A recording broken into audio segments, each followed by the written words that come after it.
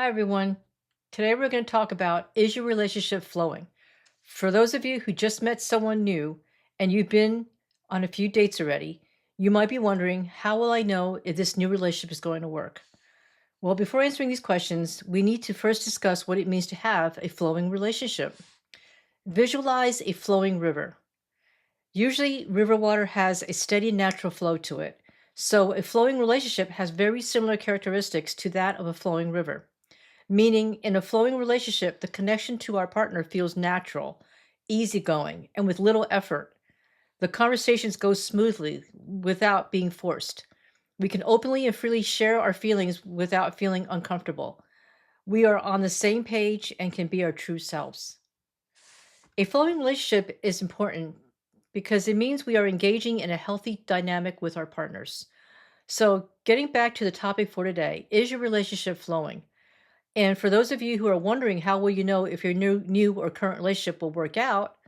Here are 7 signs that your relationship is flowing and will most likely work out.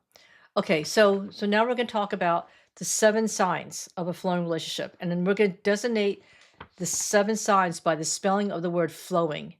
Okay, Flowing. So the first one is F. There is flexibility. Both partners are flexible to adjust to each other's needs and to adapt to change when needed. There's a team effort when there's an equal give and take, and both are making contributions to the relationship. There is mutual respect, exchange of thoughts, and a balance of power and responsibility. Their flexibility strengthens the team while respecting each other's space and building a loving, healthy relationship. Um, so this is very important. Because you can't have a successful long-term relationship if there's not enough flexibility in a relationship. We all know what it's like to know people who are very inflexible, and it has to be their way or the highway. It's not a healthy way to be in a relationship, and especially if you're going for long term, the two people need to be able to flex with each other. It's not always going to be his way or her way. So sometimes there's a give and take between two people, and that's part of what's going to make a relationship flow. So it's there's not going to be a lot of conflict. Okay, L for laughter. Both partners can laugh at themselves, share the same sense of humor, and have fun without being serious all the time. Their laughter adds to their overall happiness and enjoyment of each other. So that's a key ingredient that a lot of people don't often talk about, but laughter is important. Okay, having the sharing the same sense of humor is also very important. It just adds to the flow of a relationship where it feels that it's easygoing, people are relaxed, and they're having fun. Okay, the next one is O for optimism. Both partners intentionally choose to have an optimistic and positive attitude towards one another. They always think the best of each other and put their best foot forward every day to show up as the best version of themselves for their partner. Okay. Optimism, it's another key factor, very, very important if you want a flowing relationship. Um, you cannot, I can't stress enough that negativity is never going to help a relationship. Okay. It's okay to be negative once in a while. Don't get me wrong. I'm not saying that we can never be negative. I mean, obviously, we all have our moods, right? We're not going to be perfectly happy every day or optimistic, but it's the intent of when you wake up every morning. It's the intent that you start off the day with good intentions, that you want to start off the day with a good mood, a can-do attitude, an attitude where you want to put your best foot forward for your partner and for the whole world. If you go to work in the mornings, you want to be able to be at your best, even for whether it's for your partner or for everyone around you, or people at work. So it's important to have optimism in a relationship. Um, Next one, W for win-win approach. Both partners have a mutual understanding and are always working together to resolve conflicts as a team. No matter what challenges come along, they can consider each other's needs and focus on a win win approach to solutions or compromises as needed. I just want to stop right here. This is a big one, too. we all know in every relationship, it's inevitable that we're going to have conflict. Okay. There's not a perfect relationship out there, no matter how much you have in common. There's going to be disagreements and things that pop up or misunderstandings. And both partners have to be able to have this win win approach. Okay. As I said in the a few minutes ago, you cannot have a relationship where one party wants to have it their way or the highway. It will not never work out. There's gotta be flexibility, optimism, and a win-win approach where you both tackle a problem as a team, where you can come up hopefully with a solution or a compromise that's a win-win for both parties. That's very, very important, especially when it comes to conflict resolution. As I've shared in my previous videos, I believe the number one cause for a lot of failures in relationships and marriages is because of the failure to resolve conflict. So I think all of us who can develop a win-win approach to problem solving, I think that will go a long way for a healthy long-term relationship. Okay, next one, I for intimacy. Both partners maintain their connection by emotional and physical intimacy. They openly communicate their needs, express their feelings, and being vulnerable to build emotional intimacy and trust. They also prioritize their time for regular affection and physical intimacy to keep the passion alive. Okay. So intimacy is very important, not just emotional, but physical. They both are hand in hand, very, very important for a relationship. To be able to be vulnerable, express your feelings. At the same time, they make each other a priority to find time to have affection, to have that physical closeness and intimacy. And that's what separates, frankly, a friendship from a romantic partnership is that it's this physical intimacy. Okay. And for those of us, for those of us who are older or younger that are not able to physically engage in sex or sexual intercourse, there's, as I've said in my previous videos, that's just a fun activity. Okay, sex is a fun activity, and it is intimate. But there's other activities that two people can engage in that they can also enjoy and have fun. Okay, and even in the area of having physical intimacy, there's other things that the partners can do other than sexual intercourse to have sex and enjoy it. Okay, there's other, there's oral sex and other kinds of sex that two people can engage in for enjoyment. So I for intimacy is important. Okay, N is natural comfort. Both partners naturally feel comfortable around each other and can be their true selves. They are nurturing and supportive of each other's individuality as well as their union. They feel naturally relaxed around each other. This is important too.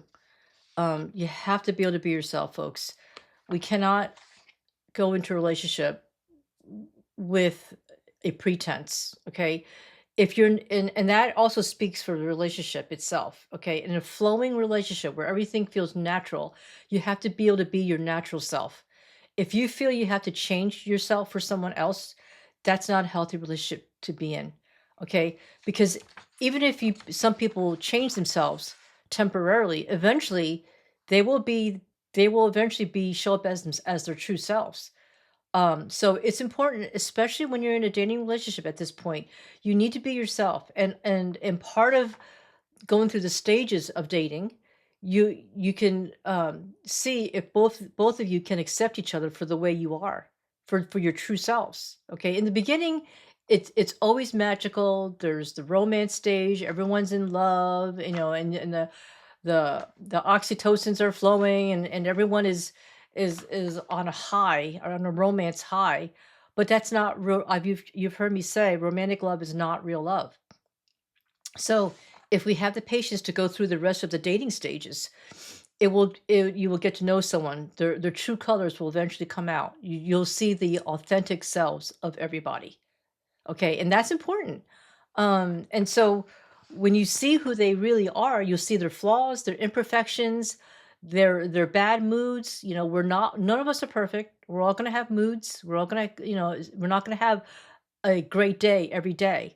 Although we should strive to, right? That's what I was talking about. The optimism is to have the attitude that you're gonna start off on the right foot every single day. But the reality is we're not all going to have a perfect day. And so there's going to be days where we're not going to be in a good mood, or if life happens and it makes us sad, okay, we got to be able to be our true selves. And our partners have to everyone, the two partners have to see each other for who they really are without the rose colored glasses on. Okay? And so being your natural self uh adds to this natural comfort that we're talking about in a flowing relationship. Okay, last but not least, G for the goals and values alignment and goals. Both partners are aligned in their values with future goals. They agree with the timeline of their commitments and plans. They can envision being together for a lifetime. Okay.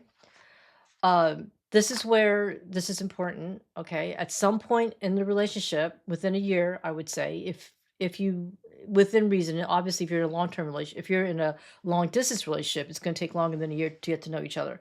But in a regular relationship where you are seeing each other regularly, in that I mean maybe 2 or 3 times a week, at by 6 months to 7 months, you both partners should be have an idea of what their goals are, their long-term future goals, or even the short-term future goals.